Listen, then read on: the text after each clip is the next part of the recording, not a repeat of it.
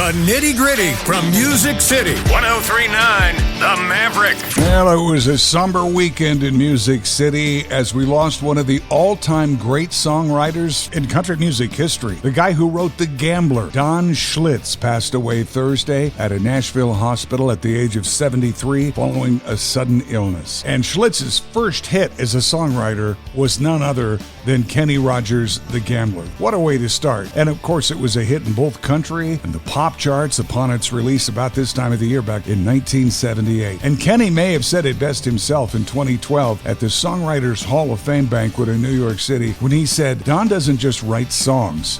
He writes careers." Among the singles, check this out, Schlitz wrote or co-wrote include Alabama's 40-Hour Week, Mark Chestnut's Almost Goodbye, Paul Overstreet's great Daddy's Come Around, Lori Morgan's Good As I Was to You, another Kenny smash, The Greatest, Mary Chapin Carpenter's He Thinks He'll Keep Her, The Judds' Turn It Loose, Colin Ray's I Think About You, Garth's Learning to Live Again, Tanya Tucker's My Arms Stay Open All Night, Keith Whitley's When You Say Nothing at All, one of my favorites of all time, and the three biggest hits that made Randy Travis's career, Deeper Than the Holler, Forever and Ever, Amen, and On the Other Hand. 25 number one country songs in all written by Schlitz, 50 top 10 singles. He won 3 CMAs, 2 ACMs, Song of the Year awards, and 2 Grammys. I mean, his list of accomplishments and achievements looks like your grocery list from the weekend. He's also recognized as a co-creator of the In the Round format, along with collaborators Paul Knobloch, Paul Overstreet, and Tom Schuyler. Schlitz won the CMA and a Grammy for The Gambler, and it just went on and on from there. We don't know what actually took his life. He was said to have fallen ill suddenly, but services are pending. Saturday night's Opry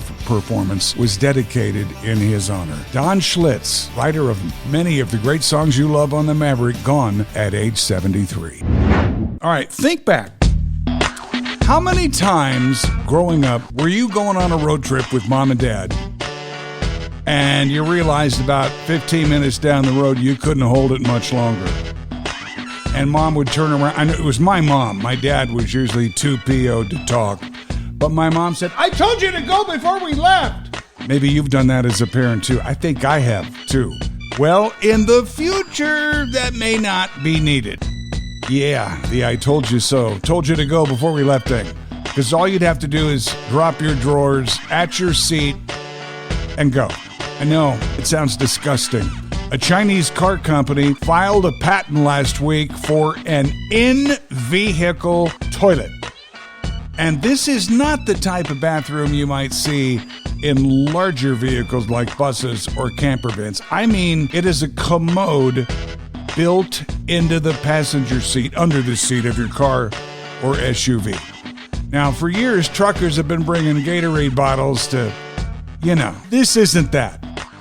Yes, this is more than that. Now, they're not being built yet, but in the schematics and the drawings, it looks to me like it slides out from beneath the seat, kind of like a drawer, and you do your business and slide it back, and you can empty it later. I am still spinning my head at this. I mean, it's kind of like a kid's training potty, but unlike the kid's potty, this one stores stuff in a tank with a rotating heating element that evaporates what you put in there.